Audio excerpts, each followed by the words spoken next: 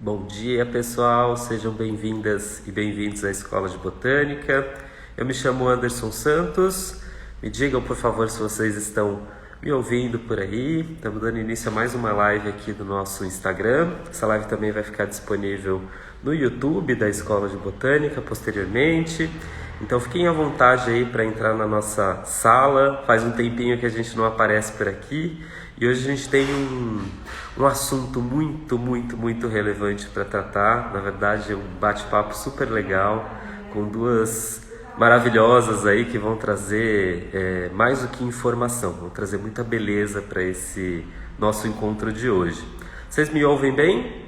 Muito bem, só para passar um recadinho breve agora no início, informar vocês que as atividades da Escola de Botânica seguem no formato online.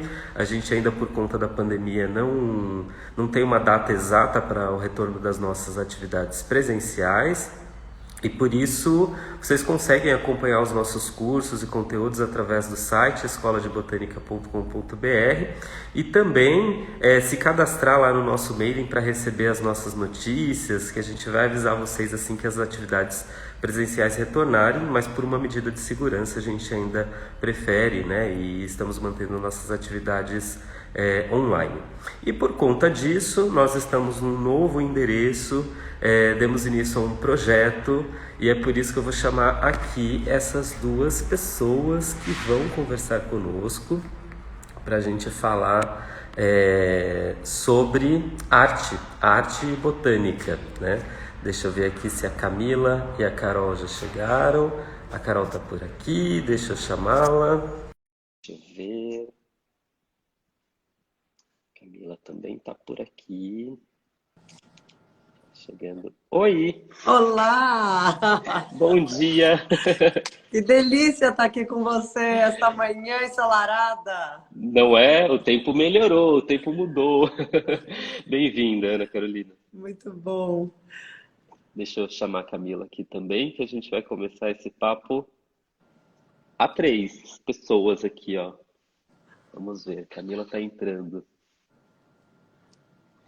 Tecnologias. Aí, deixa eu ver se eu fiz certinho. E esse quadrinho atrás de você já denuncia que você está aí na escola, né? Que Estou. delícia! Eu vim para cá hoje, a gente está voltando, na verdade, a frequentar esse espaço, né? E principalmente com a chegada da exposição da Camila, a gente tem, eu acho que tido esse presente, né, de sair da vivência online só, do mundo virtual, que a gente estava desde março do ano passado só nesse mundo virtual, e agora de volta, né, a ter um lugar para sair de casa, poder se encontrar com algumas pessoas da nossa equipe. Está sendo muito bom esse retorno. Olha, quem não Muito bem. conhece, realmente o novo espaço está muito agradável, está uma graça, a exposição faz toda a diferença, mas o espaço está muito bonito. E a primeira exposição, justamente, do Projeto Vitrine foi com o acervo de vocês, né? Que é delicioso de olhar. Olha ela lá. Exatamente. Ok, chegou. Oi, Bem-vinda, gente. Camila. Bom dia todo Bom dia. mundo. Tudo Tudo bem? bem? Tudo Ai, e muito você? bom, Também. Camila. Bom, ó, eu em pouquíssimas palavras só queria dizer que eu estou muito feliz mesmo de estar aqui com vocês. Eu sou a Ana Carolina Halston, curadora, e eu estou aqui com a Camila Rocha, essa artista que eu admiro muitíssimo, artista brasileira que divide seu tempo entre São Paulo e Istambul e que faz uma pesquisa profunda em transformar a natureza na arte através de desenhos de observação, volumes, cores, movimento e criando novas espécies de plantas, né, Camila? Que eu acho que a gente vai ver um pouquinho na exposição aqui da nossa escola de botânica. E o É, Anderson, maravilhoso, que eu não posso deixar de apresentar, esse biólogo Claro. incrível, mestre em meio ambiente e biodiversidade, e que, bom, coordena e fundou a Escola de Botânica, esse único espaço em São Paulo, quer dizer, um dos poucos, né, que faz esse trabalho tão importante sobre a nossa flora. Muito bem, Carol. Pois é, a gente tem esse desafio aí de levantar essa bandeira, que é falar sobre a importância da gente se aproximar das plantas, né? Através dos diferentes caminhos que a humanidade permite que a gente possa se aproximar. Como escola, o grande objetivo aqui é criar uma rede potente com informações, com partilha de informação. E agora, para quem está chegando, né, o que a gente está fazendo aqui nessa live? Celebrando a exposição do projeto Vitrine, que é um projeto idealizado pela Ana Carolina Houston, está trazendo aqui para a escola, né, artistas que vão mostrar esse lugar da arte e da botânica, né, Carol? E eu, claro que, primeiro porque eu sou uma grande admiradora do trabalho da Camila, ela tinha que ser a pessoa a inaugurar esse projeto, mas também porque foi ela que me levou até o Anderson em uma exposição belíssima chamada Cerne, que ela realizou há algum tempo atrás. Ela trouxe o Anderson para fazer um bate-papo, né, sobre uma incursão que ela tinha feito na Amazônia, e o Anderson, enfim, foi explicando algumas das espécies e contextualizando o trabalho da Camila. E aí eu fiquei apaixonada e falei, gente, muito legal. E comecei a seguir o Anderson nas redes, os passinhos dele. E aí agora estamos os três juntos. Muito bom. Cami, Camila. conta pra gente um pouco Agora eu do falo. Floricultura SP. Bom, você falou uma coisa de transformar natureza em arte. Eu diria que eu faço mais um trabalho de tradução, né? Assim, existe uma coisa de você perceber, né? E aí traduzir aquilo de diferentes formas, né? Seja pela escultura, seja pela pintura, seja pelas plantas suspensas, ou às vezes até o texto, né? Assim, tudo isso é uma tradução para mim, né? Muito mais do que uma transformação, uma criação, assim. Eu acho que eu absorvo as formas e os meios, né? E transformo aquilo no que vocês veem, né? Assim, tanto é que cabe a ilustração botânica, que é aquela coisa mais fiel, né? Assim, da planta, como cabe uma planta que é totalmente abstrata, né? Apesar de ser uma figura também, né? Então, eu acho que é mais um processo desse. Em 2014, eu fiz uma instalação em Istambul, numa das passagens que era uma das últimas não gentrificadas no meu bairro, né, onde eu ainda moro, lá. E tinha uma floricultura que foi abandonada, porque o prédio inteiro ia ser renovado. E aí eles só deixaram aquele sinal escrito florista, que é o sinal que está na instalação aí na Escola de Botânica agora, da vitrine. E aí eu resolvi alugar o espaço, né, e ocupar com a minha produção recente. E é mais ou menos isso que eu tento fazer aí, né, assim, quando teve essa oportunidade de pensar na vitrine da Escola de Botânica, que é resgatar essa coisa do floriculture, né, que assim, a cultura das plantas, né, culture, como você descreveu no texto muito bem, significa cultura, e flore, né, flor, então, mas essa palavra não existe em turco, né, em turco, floricultura é çiçekçi. Então, por isso que eu trouxe o sinal, né, de novo para aí, esse çiçekçi, que é para fazer como se fosse um espelho, né, do que foi feito lá em Istambul em 2014. E também eu estou mostrando a produção recente, né, que é essa produção que eu tive nos últimos 2 anos, então isso é bacana de olhar tudo isso junto. E é muito interessante essa coisa fazer parte de uma vitrine, que é esse lugar de passagem mesmo, né? Assim.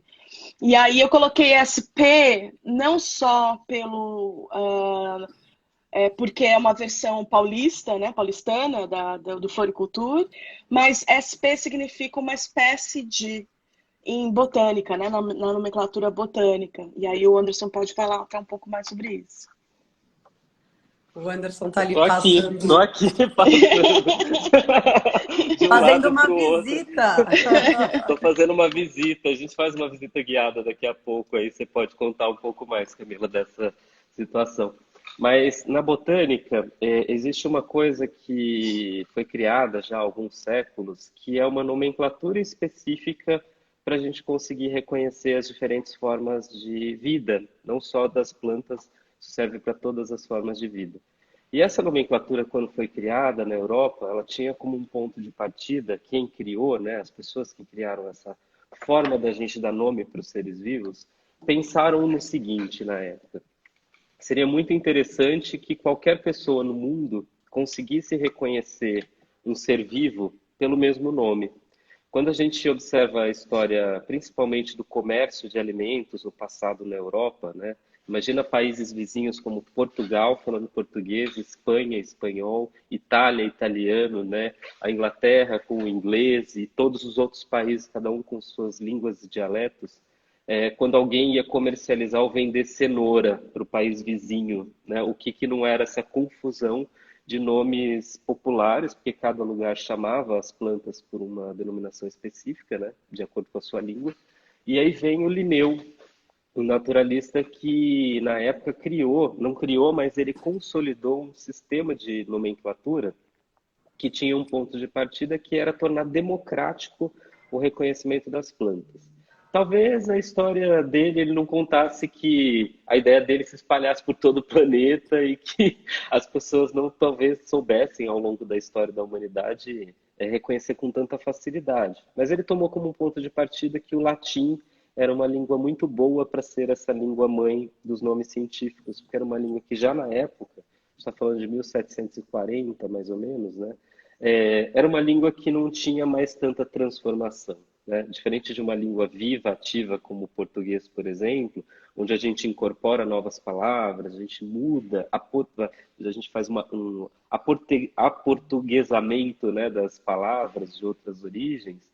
O latim já não permitia naquela época mais isso. E aí o SP, ele é quando a gente não sabe exatamente qual é exatamente a espécie de uma planta, né? A gente pode usar o SP ou o SPP de acordo com a regra ou com o uso. Então, floricultura SP, se a gente faz uma tradução bem literal ali usando esse contexto botânico, é uma espécie de floricultura que está acontecendo aqui na Escola de Botânica nesse momento, né? Muito legal essa ideia. E tem tudo a ver, na verdade, com a floricultura, porque são espécies que existem e que, bom, passaram a existir depois da exposição, né, Camila? Exatamente. Eu sempre falo, né? Porque às vezes as pessoas olham alguma pintura ou alguma planta pendurada e falam, mas existe? Isso existe? É de verdade? Eu falei, existe. Assim, passou a coexistir conosco, ela está existindo, né? Naquele formato, na sua forma. Mas existe, é uma coisa física que está ali coexistindo com você, coabitando aquele espaço com você, né? Assim, então, para mim, essa coisa de imaginário é muito próximo do real, sempre, né? E a Camila também batiza essas plantas, eu acho que isso vai dando cada vez e vai documentando essas plantas, então elas passam a ter, enfim, uma documentação, uma existência mesmo em várias plataformas, né? Tem uma catalogação. Na verdade, foi assim que eu comecei, né? Eu comecei em 98, 99, enviando, eu tinha ganhado um computador, um scanner, e aí eu comecei a fazer as novas espécies de plantas que eram unicamente digitais, né? Assim, elas passavam a viver nessa estufa que era dentro do computador, e aí o meio disso de se disseminar era por e-mail, né? Então eu enviava o e-mail para as pessoas com a especificação da planta, com a catalogação da planta muito baseada na catalogação botânica, né? Assim, e aí essas pessoas elas recebiam essas plantas que eram virtuais e colocavam no desktop, criavam uma estufa, uma pasta exclusivamente para elas, né? Assim, tinham que abrir, eu dava instruções, tinha que abrir ou fechar algumas vezes ao dia, era como se fosse uma coisa de alimentação, e se multiplicavam, não só por e-mail, mas também quando você imprimia, né? Assim, então foi assim que todo o processo de novas espécies de plantas, de catalogação de novas espécies de plantas começou, né, para mim. Ah, que linda essa história. Muito E linda. aí foi que você foi entrando um pouco mais nas plantas, quer dizer, eu imagino que essas plantas criadas, né, e que foram existindo, é uma junção de várias referências que você foi estudando também. Ao longo do tempo a gente vai estudando. Assim, eu cresci no jardim da minha avó, que é a minha grande referência, né? Assim, ao invés de brincar com boneca, eu brincava com rosas. Ela tinha uma grande quantidade de rosas e para mim era um jardim que era imenso, né? Assim, então eu ficava brincando debaixo do pé da monstera com as rosas e as rosas eram personagens e às vezes, né, eu descabelava as rosas e aquilo virava tinha aquele perfume e tudo. Então, eu já cresci nessa coisa das plantas e via muito essa coisa ali no bairro, né? Que era um bairro aqui na periferia de São Paulo. Essa briga entre as senhoras ali das casas, porque uma pegou uma muda da outra, uma enfiou a mão dentro do jardim da outra e roubou não sei o quê. Então tinha agora ela tem. Então tinha toda essa coisa, assim. Então eu cresci percebendo não só as plantas, mas como as pessoas se relacionam com elas, né? E é isso que me motiva muito mais. Eu tive uma conversa outro dia com um curador e ele perguntou se eu sentia falta. A gente estava bem naquele momento super fechado da pandemia e ele perguntou se eu sentia falta de entrar em contato com a floresta, né? Assim, com a mata, com a natureza, se aquilo estava fazendo falta no meu trabalho, assim. E eu respondi para ele que é o seguinte, para mim, o que é interessante é como a gente se comunica, né? Interioriza, se relaciona, como a gente sente as plantas, né? Assim, quais são os meios que a gente usa para ter essa interação, né? Então, para mim, essa é a parte que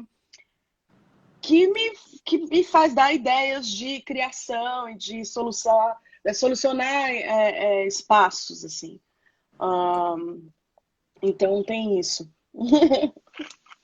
É porque, exatamente, né? Nós três aqui estamos em São Paulo, no caso, no momento, e a gente vive numa cidade urbana, então eu acho que essa interação é tentar falar, você não precisa estar no meio da floresta para sentir a natureza e ter essa troca, né? Quer dizer, ela ocorre, por exemplo, no Jardim da Avó e com a nossa história de vida. Ou, por E, exemplo, na entrada de um prédio, entendeu? Como as pessoas organizam as plantas na entrada de um prédio. Que tipo de vaso elas usam, que tipo de paisagismo é usado, né? Eu falo sempre que quando eu incluo as plantas comuns, né, eu sempre gosto de incluir espécies domesticadas, porque eu gosto que as pessoas se identifiquem com aquela espécie, né? Assim, então, é uma Comigo Ninguém Pode, é uma Espada de São Jorge, são plantas que as pessoas olham, reconhecem, porque elas têm também dentro da casa, ou alguém que elas conhecem vai ter aquilo, né? Assim, então, isso para mim também é importante, né? Que as pessoas sintam parte daquilo, né? Assim, quando eu uso as plantas comuns. e tem também um revés, né, que eu acho muito interessante, que é como as plantas reagem à nossa existência, que Com a Camila certeza. trata muito, é uma antropologia ao contrário, né? Como se Ah, elas pudessem nos notar e como elas reagem a partir disso. Conta ah. isso pra gente. Eu acho que assim, tem muitos escritores agora tratando desse tema, né? Assim, de como é que as plantas nos percebem. Então, isso é uma coisa que eu tenho estudado um pouco sobre, e eu acho super interessante ter esse outro ponto de vista, né? Assim, e isso fica claro, por exemplo, de uma maneira super explícita, quando você vê, por exemplo, quando você está passando na rua e vê a maneira como a árvore vai saindo de obstáculos, né? Assim, vai dando voltas com o tronco dela. Você entende? Assim, essa coisa da adaptabilidade, isso é bem interessante de perceber nas plantas, né? E até de trazer aquilo o nosso cotidiano também e para nossas relações, né? Anderson, é isso mesmo? Tem muito, né, dos escritores agora falando sobre essa antropologia. Reversa, né?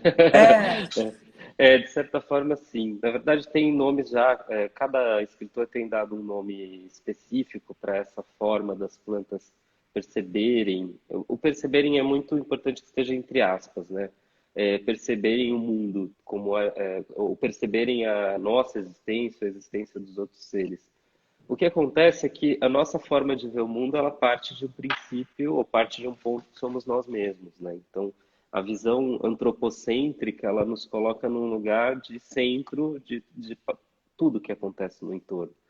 E as plantas são seres vivos que talvez, dentro de todos os grupos de seres vivos que a gente já tenha estudado como ciência ou como pesquisa, são as com as quais a gente menos teve essa relação de tentar entender como que esse grupo de seres vivos percebe o mundo, né? O fato de não ter olho, não se locomover caminhando, né? Não ter temperatura que aumenta ou diminui drasticamente, pelo menos na maioria dos casos, fez com que o humano e até o cientista ao longo da história olhasse para as plantas como seres que estão ali paradinhos, né? E quando a gente para analisar complexamente como funcionam esses corpos, que são corpos extremamente complexos, hoje a gente já tem mais dados, né? E o que essas novas reflexões trazem é um olhar de que as plantas têm muito a nos ensinar, né? De que a gente fica buscando muito referencial nas habilidades humanas, em tudo aquilo que a história da humanidade construiu, no que os humanos do passado ou até os humanos do presente são capazes de fazer como formas da gente encontrar soluções para a nossa vida. Mas na prática, e aí eu digo por experiência e por ser um encantado não, né, não de imaginação, mas por realmente me surpreender com a capacidade das plantas de viver, porque quando a gente para analisar, uma grande parte dos vegetais tem uma capacidade absurda de lidar com adversidades, né, de uma maneira muito mais eficiente até do que os animais, até os humanos, por exemplo, né? Se a gente parar para analisar um exemplo só, as plantas aqui no Cerrado, aqui no Brasil, tem que lidar com o fogo. A planta é queimada, né? O fogo passa por cima do corpo e ela continua viva, né? Então, lidar com a diversidade, as plantas elas chegaram em extremos que poucos animais conseguiram chegar. E quando a gente fala de humano, talvez a gente seja os mais sensíveis, porque o humano ainda tem uma questão que é do... Você falou, você já desconstrói o humano também, né? Não é só a questão física.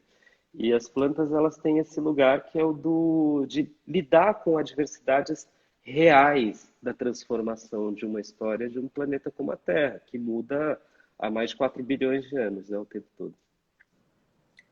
e vem daí um pouco a sua vontade de trabalhar com isso, ter começado esse amor pela botânica? Eu ou a Camila? Você, foi essa pergunta pra você. Eu tô interessada como o Anderson caiu nessa.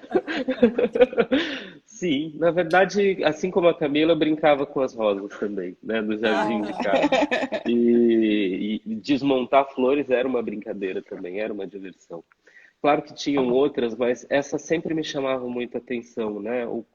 E principalmente quando eu fui para a escola, nos primeiros anos da escola, apesar de não ter recebido tanto estímulo naquele momento na escola, que é bem diferente hoje a realidade em alguns lugares, mas eu tinha uma influência familiar que me levava a pensar sobre isso. Meus pais, de certa forma, foram agricultores na infância, né, nordestinos. Então, eu nasci dentro de uma casa onde o tempo todo tinha uma história do passado da vida deles, que era essa do campo.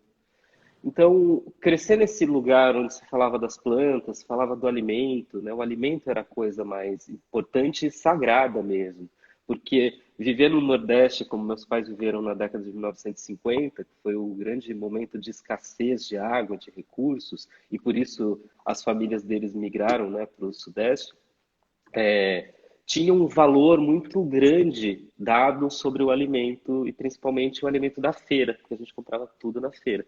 Então ia lá na feira, comprava os vegetais, levava para casa, ia preparar, a gente criança estava sempre junto, mas tinha essa questão que a gente não podia desperdiçar nada. E eu comecei, acho que desde a infância, a me relacionar muito com essa questão do por que que você não pode desperdiçar um pedaço de cenoura, né? Por que você não pode jogar a comida fora? Por que que isso custa tão caro? Porque era a nossa realidade lá. Por que que todas essas coisas ficam sempre nessa pauta? E na escola, eu acho que isso brotou, né? Que foi de entender, isso daqui é um ser vivo, isso demora para crescer, né? Então, acho que ligou uma chavinha ali muito cedo e eu não parei mais de olhar para elas. É. E essa questão do alimento, tem alguns desenhos da Camila, né? Quer dizer, tem o milho, o abacaxi, quer dizer, tem algumas plantas que são meio alimentos, quer dizer, acho que quase muitas plantas são alimentos, né? Mas tem essa relação muito forte com alguns dos seus desenhos, Camila.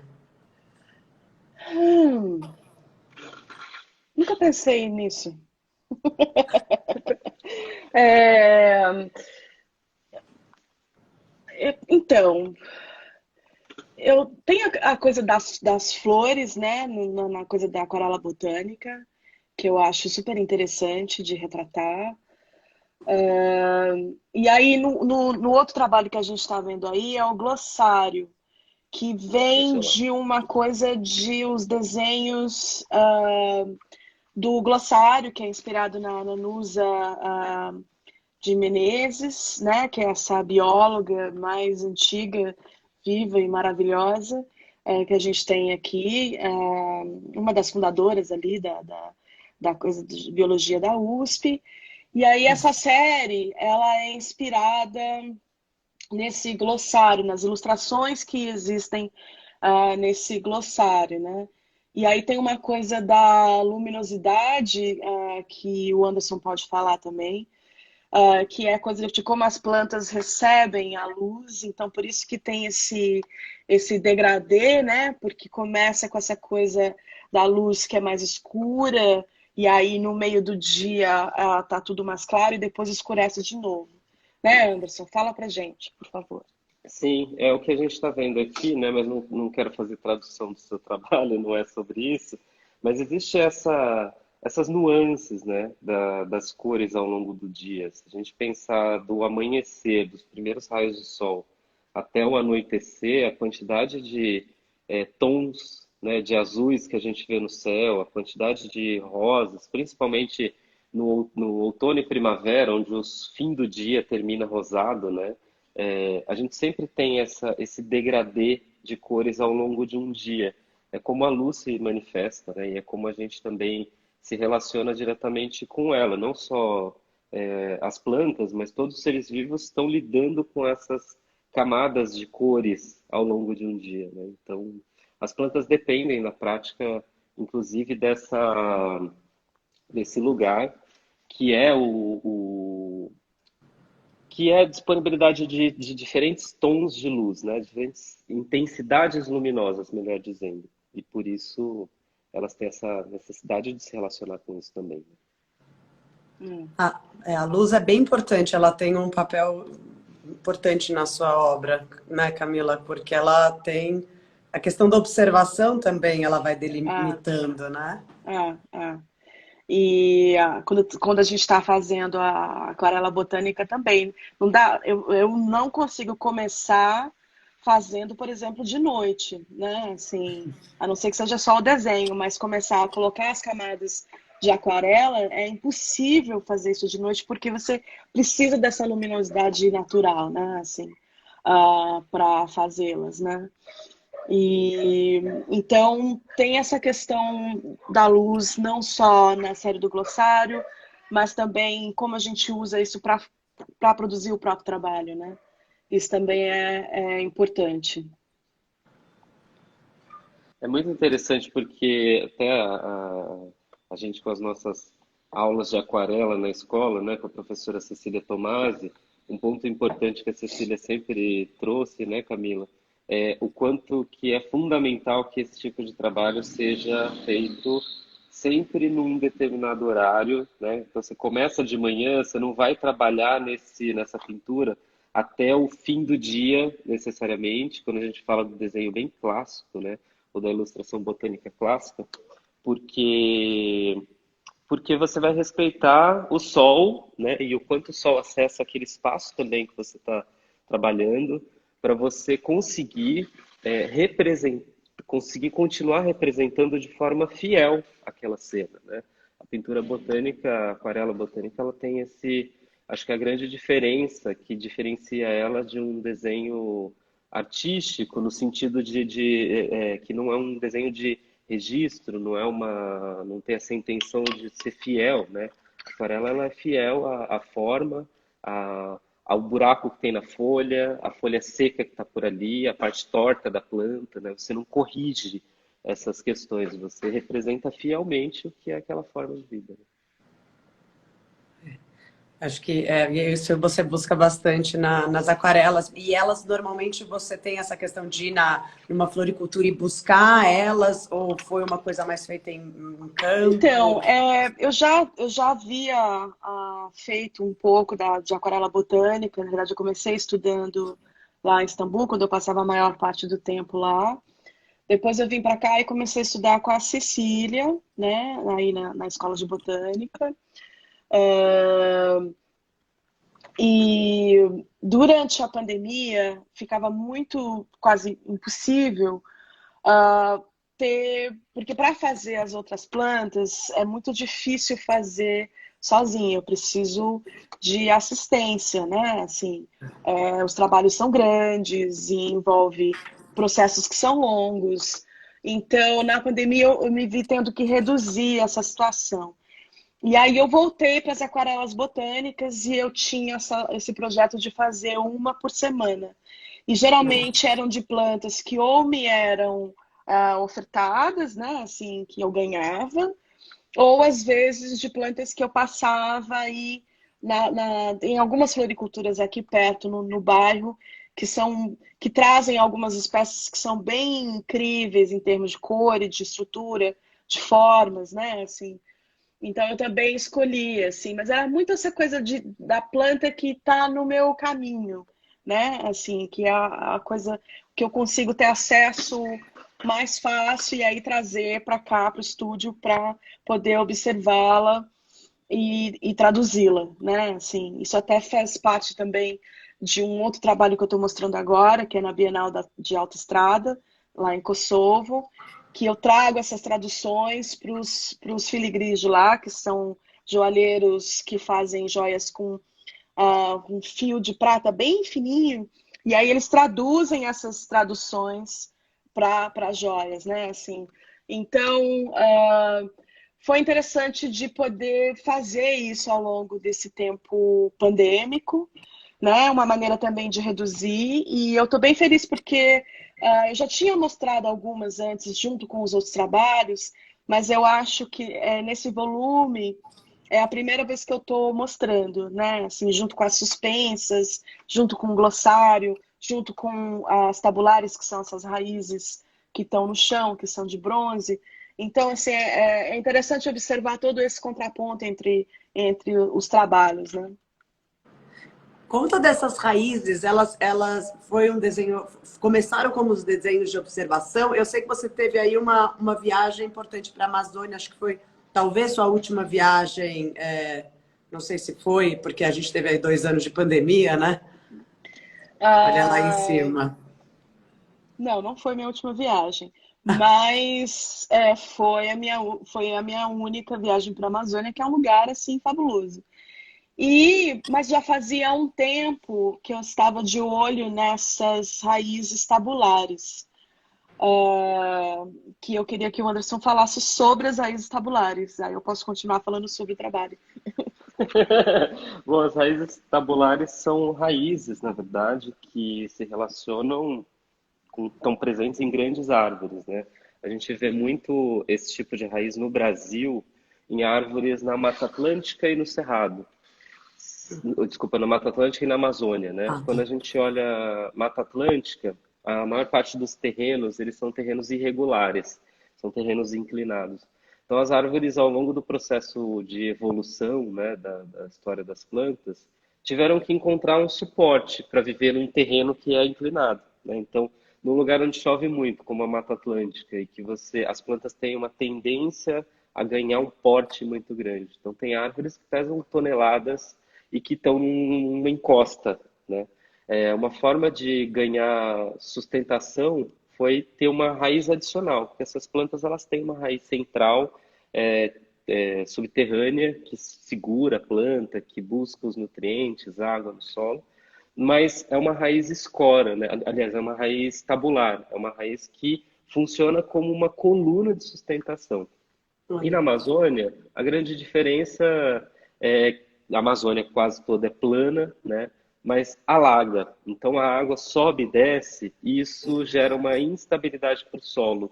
Então também essas plantas ganharam essas grandes estruturas que são colunas de sustentação para o corpo, que é muito grande, né? E quando eu estava nessa viagem, tinha muito dessas raízes saindo da água, né? E elas estão ali, assim, elas são quase fósseis. Por isso que eu pensei em traduzi-las no bronze, né? Assim, que essa coisa que parece realmente um mineral. Elas passam a ter esse brilho mineral, assim, acho que por ficar alagada, talvez, né? Assim, eu não sei qual o processo que causa essa coisa visual. Então, por isso que eu quis traduzir essa ideia no bronze, né? E ter essas tabulares, que é essa série de raízes, né? E como é que foi essa experiência na Amazônia? Quer dizer, a primeira, depois de você já trabalhar com, né, com plantas que tinham lá, imagino que deve ter sido incrível. Foi uma viagem com a Dulce Nascimento, que ela é uma outra ilustradora botânica, e foi para fazer, né? A gente passa 15 dias no barco que pertence a um biólogo que estava com a Margaret Mee, que acompanhou a Margaret Mee. Ai, Então, inclusive, a gente tem uma parte da viagem que a gente visita, onde estão as cinzas da Margaret Mee, na casa onde ela ficou hospedada na beira do Rio Negro. Então, teve toda essa coisa realmente desse olhar de ilustração botânica, né? E de você coletar, a gente saía de canoa pelo rio, coletava, naquela época, como estava em cheia, é muito bacana porque você fica quase na copa das árvores. Então a gente é fácil de coletar a flor, né? E aí a gente retira com todo o cuidado, trazia para o barco, passava um dia, às vezes eu tinha menos de 24 horas para fazer, e aí e aí a gente devolvia essa flor para a mesma árvore, no mesmo lugar, etc, né? Então foram 15 dias fazendo essa expedição atrás de espécies. Tinha muita orquídea na época, e tinham também muitas sementes que tinham, né, que estavam abertas. Então eu fiz algumas ilustrações dessas plantas de lá, né? Assim, e para quem faz, entende que demora muito fazer, né? Uma ilustração bem feita, assim, para mim é uma semana de trabalho, né? Assim, só que você tinha que fazer em 24 horas, porque o barco tem que seguir, você tem que devolver aquela planta naquele mesmo lugar, né? Então, teve isso. Agora, é um lugar maravilhoso, né? Assim, foi uma viagem incrível. Eu acho que a gente aprende muito sobre a imensidão e sobre essa coisa da coexistência, né, entre as espécies e essa adaptabilidade de novo, né, assim, desse rio que sobe muitos metros e aí, né, seca também muitos metros, assim. Então isso tudo é interessante de observar, né, assim. Eu acho que tudo acaba sendo absorvido, né, enquanto artista e acaba sendo passado de alguma forma para o trabalho, né? você chegou há pouco tempo, vai agora para a Amazônia, Anderson? Eu não sei se eu entendi errado, você ia fazer uma viagem agora para lá de novo, né? Eu vou trabalhar, vou fazer uma viagem de trabalho é, daqui a algumas semanas, né? E a Amazônia é um lugar que, como a Camila falou, encanta, eu acho que principalmente pela dimensão. Acho que ela nos coloca num lugar muito necessário hoje em dia, que é de entender a real dimensão do humano, né? O humano hoje, 8 bilhões de pessoas no planeta, a gente tem uma ideia de uma coisa muito grande, né? De uma força muito grande. E quando a gente chega na floresta amazônica, a gente se depara com uma outra escala, né? A gente É. vê que, na verdade, a escala é outra, que é uma grande ilusão essa coisa de 8 bilhões de seres humanos do planeta representarem uma grandiosidade. Não desmerecendo o humano, muito pelo contrário, somos fantásticos, né? Mas é muito... abre uma porta muito nova quando a gente tem essa oportunidade de estar nesse lugar. E a floresta amazônica, ela cada vez mais merece atenção, merece cuidado, merece visibilidade, principalmente por conta de tudo que está acontecendo, né? Mas a Camila falou da coisa do rio subir e descer, e é uma das situações que eu vejo mais de maior aprendizado que a floresta amazônica ensina ali, ou traz para qualquer pessoa, que é essa alternância de ciclos, né? A gente está agora numa pandemia, vivendo um momento super, acho, dramático da vida de todo mundo, cada um dentro de uma história, num estágio de pandemia, passou por coisas diferentes. E é engraçado que a floresta, quando a gente olha para lá, parece que o tempo todo existe todo ano existe uma pandemia, no sentido de que existem movimentos muito drásticos, assim como quando o rio sobe, que cobre absolutamente tudo. Tem seres vivos que ficam completamente submersos, vão ficar meses ali.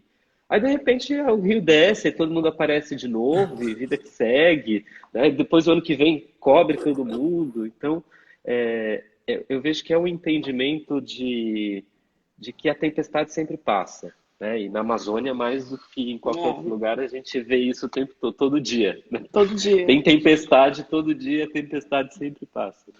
É. Que bom pensar por esse viés, né? Porque dá até uma tranquilidade que essa tempestade vá passar. Uma coisa para Passa. mim que sou mais leiga, quando eu estive na Amazônia, eu fiquei muito impressionada porque você tem a sensação de que você vai chegar lá e vão ter árvores, apenas as árvores gigantes, né? E muito dessas raízes tabulares, né? Mas você também encontra uma diversidade de plantas muito pequenas e galhos, e uma questão até de difícil acesso, mas isso eu acho, foi uma coisa que me chamou muita atenção, assim, dessas plantas menores, emaranhadas, né? Exatamente, porque é uma relação, a floresta ela tem que lidar, e eu acho que esse é o grande ensinamento da floresta, e quando a Camila me mostrou os trabalhos que ela vinha fazendo depois dessa viagem, dessa expedição, né, eu fiquei cada vez mais encantado com essa trajetória dela, justamente por isso, porque eu acho que a gente ganha, né, e essa experiência, eu não sei se eu estou falando bobagem, Camila, aí você me diz depois, traz para a gente um senso de entender que na floresta os sistemas são colaborativos, né? É. E principalmente a coisa mais que eu vejo interessante, todo mundo que vive na floresta, e não estou falando só dos seres humanos, mas todos os seres vivos estão lá, eles vivem com a diversidade, que é isso, a gente imagina que só tem um padrão, árvores grandes.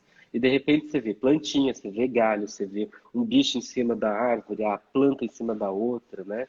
E eu acho que o grande exercício de reflexão que a floresta traz, e aí volto para aquilo que a Camila falou no início, né? Que o que as plantas podem ensinar dentro dessa história? Que é muito mais interessante viver com a diversidade, viver com as diferenças, né? A convivência e o atrito entre as diferenças, mas é o atrito de forma positiva, né? Ele gera a sustentação da vida lá na floresta amazônica, ou em qualquer ambiente que a gente tenha menos interferência humana. Então, essa diversidade, ela é vantagem para uma floresta, né? E por que para os humanos a diversidade não é vantajosa? É a grande pergunta que fica, né, nessa história. Então, quando a gente volta para esses pensadores que vêm trazendo à tona essa ideia de que a gente tem coisas para aprender com as plantas, uma delas é sobre isso, né? Num sistema florestal, que você olha para a Amazônia, tem lá 130 milhões de anos, que já está mais ou menos com a mesma cara. Por que uma coisa se sustenta há tanto tempo? Porque ela se baseia num sistema colaborativo, está todo mundo se ajudando ali dentro, né? E todos os diferentes estão se ajudando, que eu acho que é É. a parte mais Estão interessante. coexistindo, né? E eu acho que é É, isso que eu gosto também nessa instalação que está aí na é, vitrine, porque a gente tem todas essas superfícies, né? São todas diferentes espécies de plantas coexistindo, né? Assim, então você tem essas plantas que estão suspensas, tem 3 ali que são extremamente novas, que é a primeira vez que eu estou mostrando.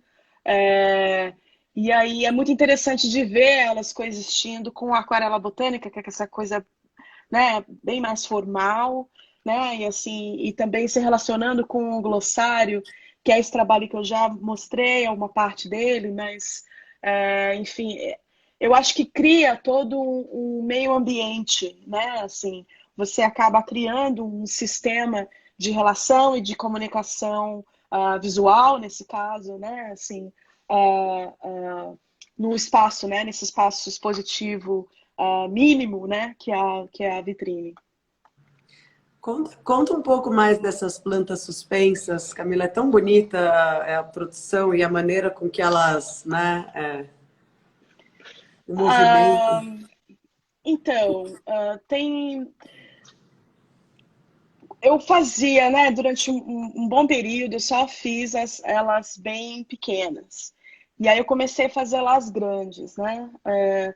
E aí tem essa coisa de você primeiro preparar o fundo delas, né? O que seria o fundo, e aí depois você vira e faz a frente. E aí algumas se desenvolvem totalmente, então elas se tornam essas plantas suspensas. Mas quem já viu alguma instalação minha anterior vai ver que também tem as híbridas, né? Que elas são metade paisagem e metade planta, né? Mas aqui eu não estou mostrando nenhuma híbrida, eu estou mostrando só essas plantas suspensas que eu falo que estão em o máximo da sua reprodução, né? Do seu acontecimento, assim, né? Do seu desenvolvimento. Então, ela tem essa coisa de ficar suspensa no espaço e ela está em constante movimento também.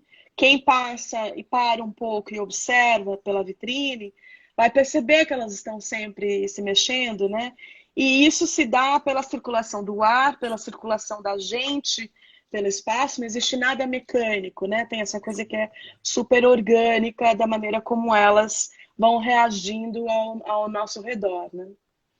E aí alguns fundos eu tiro muito como referência de células e de partes microscópicas assim de células de planta, né? Assim, então eu procuro trazer isso para as plantas também e para pensar em como elas vão ficar, né? No final, quando elas são totalmente desenvolvidas, que é após essa poda. Que, na verdade, para quem nunca viu ao vivo e espero que veja agora no projeto Vitrine, elas são feitas em tela, né? É como se a Camila pegasse uma tela que alguns artistas, e ela mesma usa às vezes para colocar no chassi, esticar, ela transforma essa tela, né, com a pintura e com essas podas. Primeiro ela é desenho, né? Aí depois ela se torna uma pintura. E aí depois eu venho com a tesoura, que eu faço, que é o processo de poda, né? E aí ela se desenvolve totalmente quando a gente pendura ela no espaço, né? Como a Camila ressaltou, é muito bonito o próprio barulho delas, que eu até no ateliê, quando a gente foi fazer o texto, você passa entre elas e escuta aquele barulhinho que a gente até falou que é quase um farfalhar de folhas, assim, porque acho que o tecido dá essa impressão de você estar no meio da natureza. Acho que em outras instalações, a Camila também trabalha com vídeo, né? E acho que tem essa questão do som, né? Que é muito importante dentro do seu trabalho. E na natureza é essencial. Acho que a gente até fica muito surpreso quando a gente entra num ambiente mais natural e vê a altura do som das coisas, né? Lá na Amazônia isso é extremamente explícito, mas também na Mata Atlântica, eu acho que isso também talvez seja até mais, mas tinha esse exercício que a gente fazia, às vezes de noite, lá no Rio Negro, que era sair de canoa e ficar, às vezes, parado no rio, só escutando, sem luz alguma, sem movimento nenhum, né? O rio, ele é um rio que ele não tem muita correnteza na maior parte, né? Então, você realmente consegue escutar essa coisa do som da floresta, né? E eu acho que a Mata Atlântica também tem bastante isso, que é uma mata que a gente já é mais acessível para a gente aqui em São Paulo, que também dá essa coisa desse som e dessa... que você percebe como está tudo muito vivo e está tudo muito acontecendo e se transformando em movimento, apesar delas estarem ali paradas, né? Assim, outro dia, essa semana, eu visitei o ateliê de um amigo meu e que dá visão para a Praça da República.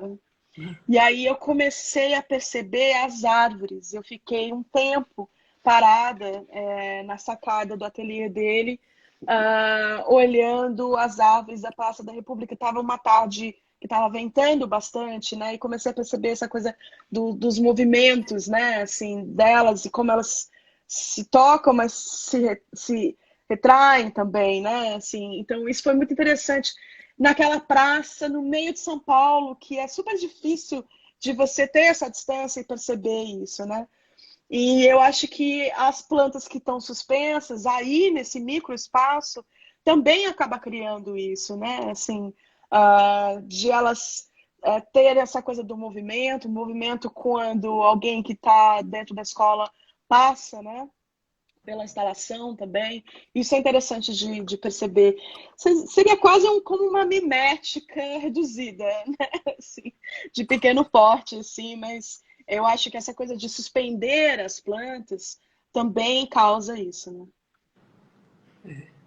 E o som, nesse caso, ele também ele vem não apenas o som da natureza, eu acho que vem, tem o som, quer dizer, eu já sabendo que a Camila tocou muitos anos piano, eu acho que a coisa da musicalidade está muito envolvida também, né? Normalmente eu procuro incluir alguma coisa sonora nas instalações, porque eu gosto muito de criar esses espaços que você entre e suspenda o tempo, né? Assim, e eu acho que trabalhar com todos os sentidos, e principalmente o sonoro, também causa isso, né? E eu tive recentemente essa situação aqui na minha casa, que eu tinha um piano que ficava na casa da minha família, e agora eu tive que trazer esse piano para cá. E onde é que eu vou colocar o piano? Porque todas as produções das plantas suspensas estavam espalhadas aqui pela casa. E aí eu coloquei ele no lugar e as plantas suspensas ficaram em volta dele, né? E eu já achei que aquilo poderia ser um trabalho, né? Assim, uma performance, talvez, assim, né? No Floricultura, interessante, lá de Istambul, a gente fez música para as plantas um dia com uma banda que chama Razavuzu, que é uma banda também de artistas, né? Assim, então a gente tinha essa coisa de fazer música para as plantas. E quando eu sento debaixo das plantas aqui e toco, também tem essa coisa de como se eu estivesse fazendo um recital para elas, né? E aí dá mais essa veracidade, dá mais essa coisa da realidade a esses seres, né? Ai, É isso muito é bom. lindo. É muito bom. E tem uma coisa que eu considero super fantástica, acho que dessa diversidade também de suportes, né, e de caminhos que a Camila acaba usando para produzir, que é muito, acho que referenciado mesmo nessa questão da natureza.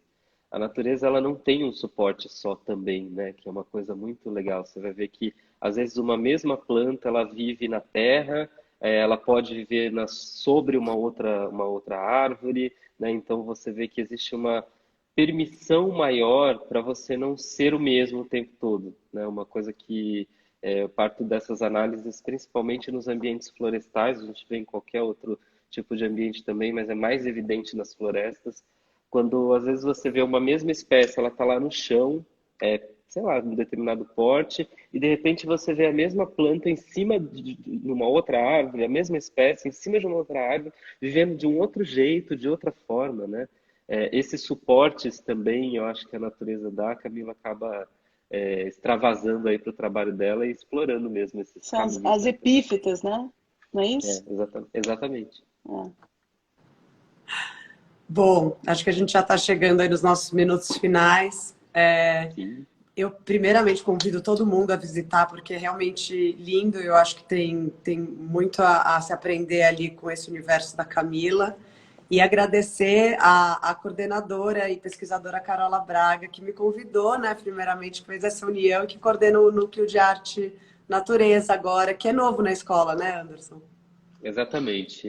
A Carola trouxe esse presente para a gente, que é coordenar esse núcleo, onde a gente, a partir de agora, com a chegada da Camila e com a chegada da Ana Carolina, a gente está abrindo esse lugar que é de ter a arte como uma forma da gente comunicar e falar também das plantas, né? Então, é um caminho importante, a gente considera que é muito relevante para a história não só da botânica, mas para a história da ciência, para a história do ensino no Brasil, que a gente cada vez abra mais caminhos, abra mais espaços, né, e tenhamos mais lugares onde as pessoas possam se aproximar da natureza, das plantas, das pesquisas, das pessoas que trabalham e que vivenciam essa realidade, que é de se inspirar na natureza para viver. É o que acontece com essas duas maravilhosas que estão aqui, né? São pessoas que vivem também inspiradas e o trabalho é todo inspirado nesses movimentos da natureza.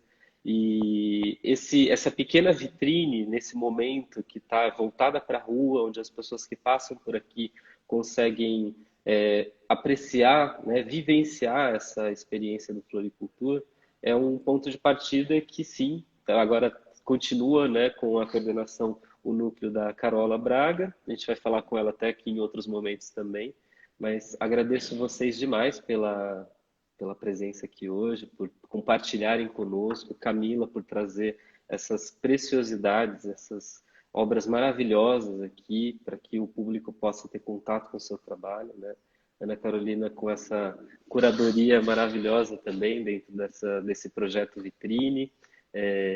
Obrigado por essa experiência. Estou aprendendo muito com a Camila, foi uma tarde... Ainda vou te pegar de novo para aprender mais. Eu que agradeço vocês, tá sendo incrível essa oportunidade e muito bacana de mostrar isso nessa situação de passagem, né? Assim, e tá na escola de botânica para mim faz todo sentido, né? Valida muito toda a minha pesquisa, assim, então é um prazer imenso. A Camila estava no primeiro curso da Escola de Botânica. Primeiro dos primeiros, ela estava lá. Essa relação, ó. É das antigas, exatamente. Obrigado, gente. Tá bom. Tchau, tchau. Valeu. Obrigada. Obrigado, até mais, gente. Obrigada. Valeu.